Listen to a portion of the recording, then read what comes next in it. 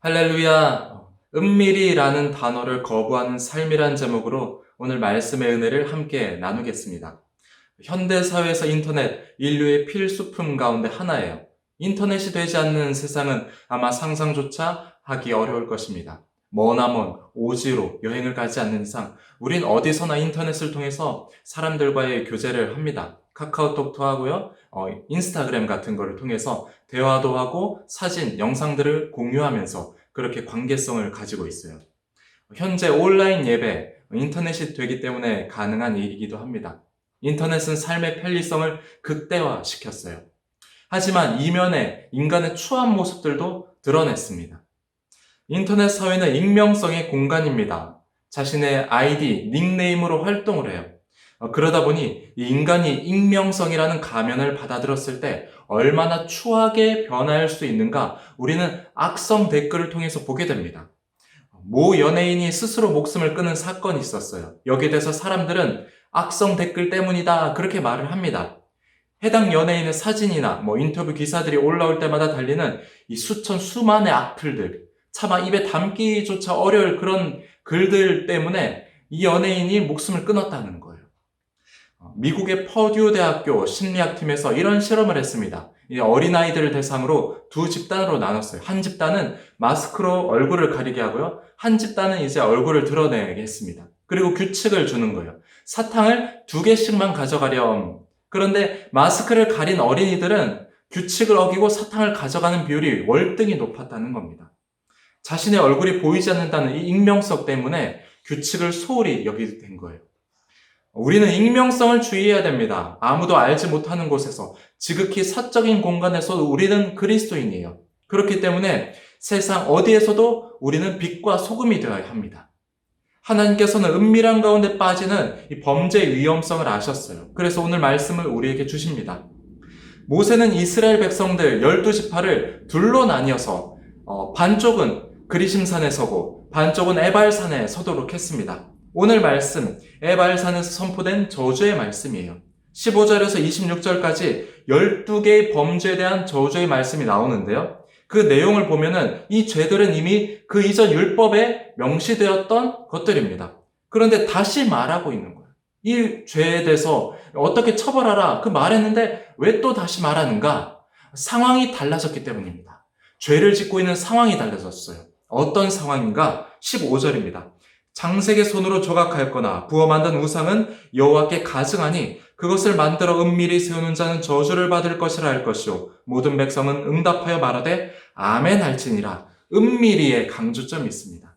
우상을 은밀히 만든 거예요. 하나님께서 우상 숭배 가증한 것이다. 우상 숭배하는 자 진멸하라 라고 하셨는데 여기 보면 어떻죠? 그냥 저주를 받을 것이라. 하나님을 섬긴다고 말하지만 겉으로 예배한다고 말하지만 뒤에서 우상을 섬기는 거예요. 그래서 처벌을 하지 못하는 겁니다. 하지만 하나님께서는 네가 드러나서 처벌은 받지 않더라도 하나님의 눈동자는 피할 수 없다. 그걸 말하는 겁니다.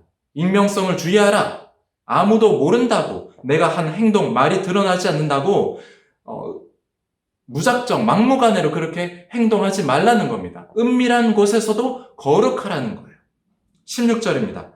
그의 부모를 경홀히 여긴 자는 저주를 받을 것이라 할 것이요 모든 백성은 아멘 할지니라. 여기서도 마찬가지로 은밀한 가운데 짓는 죄를 말하는 거예요. 이미 신명기 21장에서 부모의 말을 거스르는 어떤 자녀는 돌로 쳐서 죽이라고 말합니다. 겉으로 드러내놓고는 하지 않지만 부모를 소홀히 여기고 무시하는 그런 자녀에 대해서는 반드시 하나님의 저주를 받는다는 거예요. 17절입니다. 그의 이웃의 경계표를 옮기는 자는 저주를 받을 것이라 할 것이요. 여기서도 몰래 경계표를 옮기는 자들을 말하고 있고요. 18절을 보면 맹인에게 길을 잃게 하는 자는 저주를 받는다라고 말하는데 우리 가만히 생각해보면 어떻습니까? 맹인 혼자 내버려두면 당연히 길을 잃게 됩니다. 그러니까 무슨 말인가? 혼자 두지 말라는 거예요. 도움이 필요한 이들 내 삶과 무관하다고 수수방관하지 말라는 겁니다. 19절에 나오는 객, 고아, 과부, 취약계층이요. 경제 능력이 없는 이들입니다. 먹고 살 길이 막막한 이들의 어려움을 네가 저버려서는 안 된다. 그런 자들은 네가 도와주지 않는다면은 너는 하나님의 저주를 피할 수가 없다. 그걸 말하고 있어요. 우리가 사는 세상에 억울한 사람들이 없어야 됩니다. 가난한 자들, 사회적 취약계층들이 억울한 일들, 어떤 불의한 일들을 당하지 않도록 우리가 강력하게 도와줄 수 있어야 돼요. 사회 보장제도 허점이 있다면 그것을 고칠 수 있도록 우리가 적극적으로 나서야 됩니다. 불의한 일들, 악습, 차별, 혐오가 있는 곳에서 우린 그것들을 거부하고 막아설 수 있어야 돼요. 오늘 말씀도 하나님께서는 세상 속에서 하나님의 자녀들이 적극적인 자세를 취하라, 그걸 말해주고 있는 겁니다. 신앙생활하는 교회에서만이 아니다. 사회 속에서 적극적으로 빛과 소금된 역할을 감당하라는 거예요. 가난하다고 차별받아선 안 된다면 돈이 많다는 이유로도 마찬가지로 차별받아서는 안 됩니다. 우린 부자들에 대한 선입관이 있어요.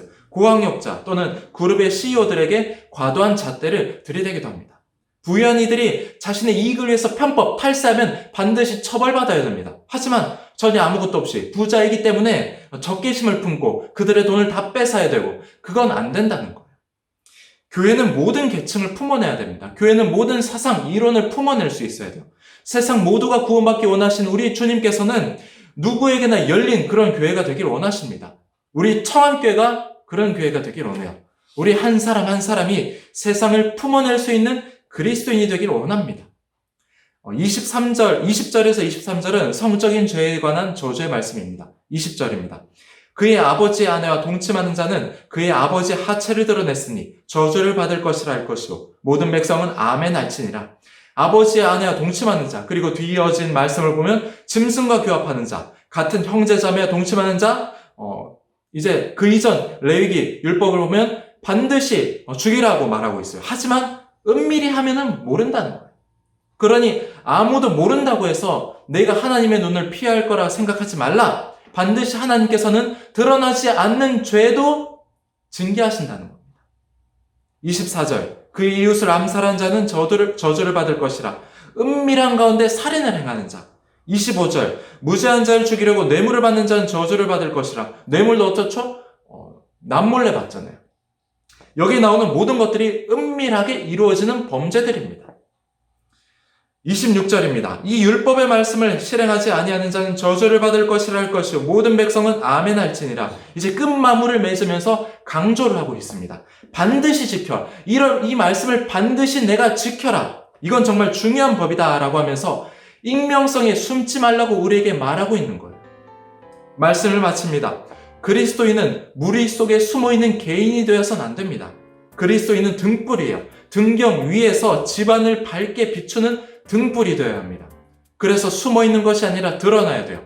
우리의 말과 행동이 선한 영향력을 세상 가운데 끼쳐야 되는 겁니다. 여러분, 은밀히 숨지 마십시오. 어디서나 어느 곳에서든지 우리가 선한 영향력을 드러내는 그리스도인이 되어야 합니다. 오늘 우리에게 주신 말씀을 기억하면서 삶의 모든 영역에서 세상 속에 숨어있는 영성이 아니라 세상을 향해 나아가는 영성으로 세상을 밝게 비추는 영향력 있는 그리스도인이 되기를 주님의 이름으로 간절히 축복합니다.